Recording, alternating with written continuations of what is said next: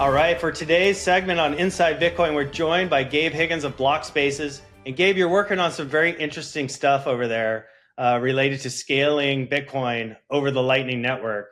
Can you just give us just a quick overview on the innovation that you're working on and where you think how you think this is going to impact the everyday Bitcoiner? Yeah, so we've been in business for a number of years, but we've toyed with all of the crypto things, and everything comes back to Bitcoin eventually. And once we really started becoming integrated with Lightning, became an LSP, we saw the potential, and now with the ability to tokenize things, stable coins, it's the fastest way to settle Bitcoin, which is the asset to have and to utilize as a financial apparatus. So that's why we decided to build everything on Lightning. And so what is it that you're building on Lightning that is going to really ramp up the volume that's flowing through the network now? Yeah, so we have a really unique use case for utilizing Lightning payment channels. And that's not really at this juncture utilizing the network, as it were. It's really isolating that payment channel to do bilateral transactions between two counterparties.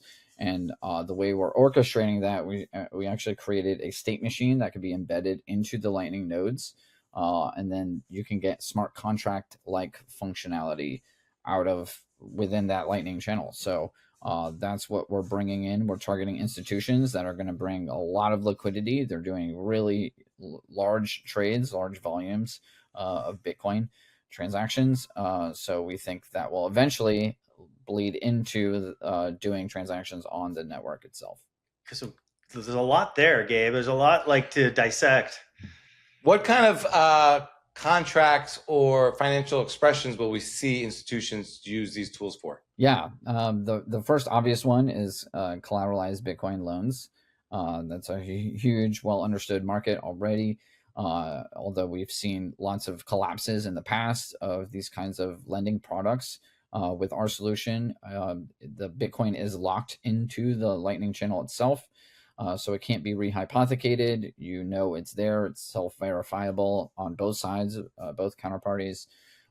So we think that is the way forward to bring more assurance and confidence in these kinds of products that can be done when they're done properly. And we think we found the right balance between security, privacy, and usability for the end users. Right. So like lending today, a lot of it is done with multi-sig, right? Where you're gonna move your Bitcoin into a multi-sig and you're gonna receive USDT. With this, how is the custody of that Bitcoin done? Is it held at the node? Is it your node or? Yeah, great question. So the way we set up our system is that we have watch-only nodes and we institute remote signing nodes on behalf of each counterparty. So we run all the infrastructure. We partnered with Voltage as well as and those are who are actually own the nodes, but they don't own the keys, which is important. So through the onboarding process, the end user can pick their own password to secure their wallet of their node. And we just set up all the underlying infrastructure and coordinate everything. And then, of course, upload our Lightning Smart channel system into the nodes itself. So that's how that is all kind of orchestrated. So we don't have access to the funds. We can't by design, and neither can either side of the counterparty. And as we know, HTLCs, Lightning channels, they are themselves a 2 of 2 multi-sig. So we're taking advantage of that security. What do you think this does for Lightning? I mean, we're already kind of throttled a little bit in Lightning. There's only so much dollar volume I could push through there today. It is based on, sort of like they're connecting to the right nodes. How does this change that? Yeah, so as I mentioned earlier, our system isn't at current state not tied to the network itself, but that is a future prospect that we have plans on doing. But once that happens, right, we'll have already onboarded lots of institutions that are pushing lots of liquidity through channels. And once we just connect those nodes to the broader network, that's when you can see a lot of volume flowing. I think there's going to be different hubs for different user types, right? You have your self custody wallets or custodial Lightning wallets, service providers. And then I think you're going to have a whole new range of institutional service providers that are only connecting to each other for large amounts of liquidity movements.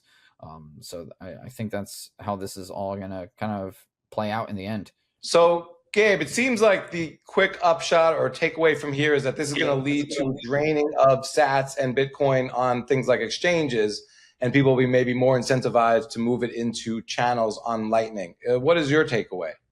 Yeah, I think that's the case, right? You need to build the infrastructure for institutions to move that liquidity. And since, our position is Bitcoin is pristine collateral asset, it's a matter of time till other financial institutions realize that and use Bitcoin as a way of protecting themselves from cascading failures in the financial system. So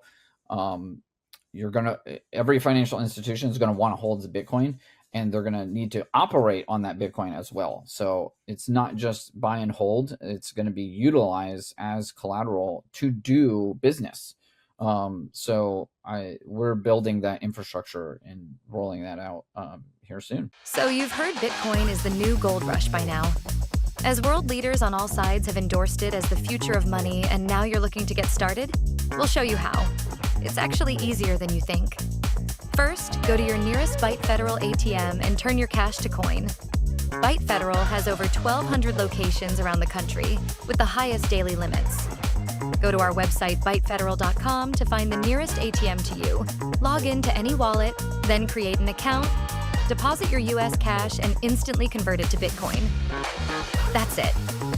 We are the only US manufacturer and operator in the Bitcoin ATM industry, and our US-based live customer service is second to none. Go on, give it a whirl, and don't get left behind.